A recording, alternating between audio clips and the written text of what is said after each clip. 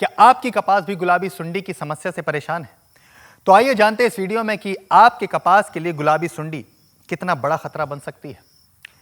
ये गुलाबी सुंडी, जिसे पिंक बॉलवर्म भी कहते हैं, सन 2018 से ही ये फसल को नुकसान पहुंचाती आ रही है और पिछले साल ही सन 2023 में उत्तरी भारत में इसके भयानक प्रकोप से लगभग 70% तक का नुकसान देखने को मिला है, जिसकी वजह से फसल की पैदावार भारी हिस्से में नष्ट हो गई और हमारे किसान भाइयों को भी आर्थिक समस्या का सामना करना पड़ा।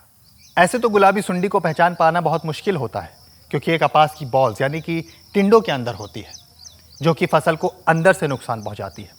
ये बाहरी तौर पर दिखाई नहीं देती। तो आइए जानते हैं इसकी पहचान कैसे करनी है।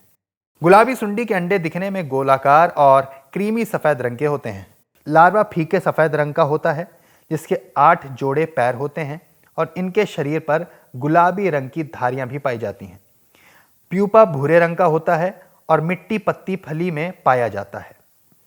वयस्क छोटा और भूरे रंग का पतंगा होता है।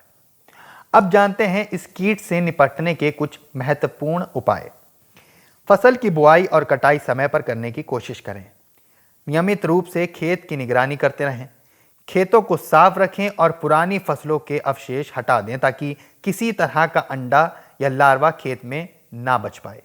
एक ही खेत में लगातार एक ही फसल ना उगाएं। फसलों का रोटेशन करें ताकि किसी तरह इन कीटों का जीवन चक्र खत्म हो सके। बुआई के 35 से 40 दिन बाद खेतों में प्रति एकड़ 2 से 4 फेरोमोन ट्रैप लगाएं और प्रतिदिन इसकी जांच करते रहें।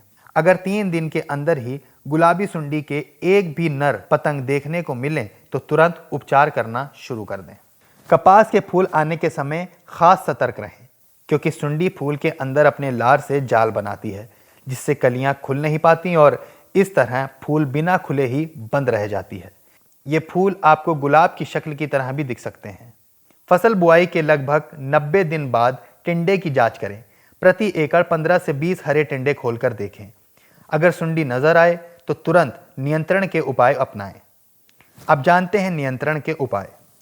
अगर आपका खेत पिछले साल भी गुलाबी सुंडी से संक्रमित रहा है तो इस साल आपको शुरू से ही सतर्क रहना पड़ेगा।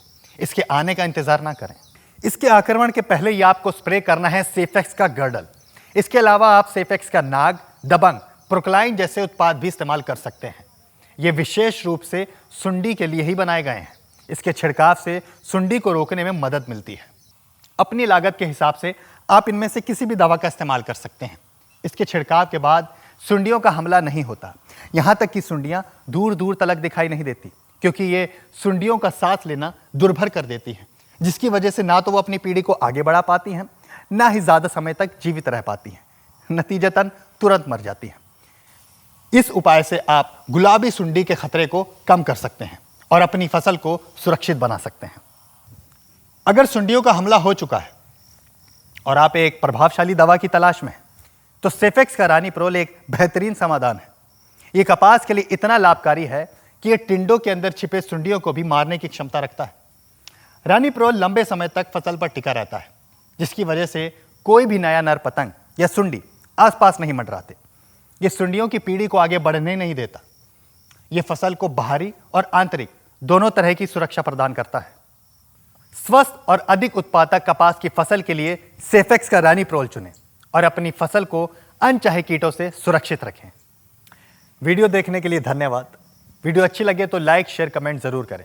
सब्सक्राइब करना ना भूलें और हाँ, बेल आइकन को जरूर दबाइएगा ताकि कोई भी इंफॉर्मेटिव वीडियो मिस ना हो। धन्यवाद।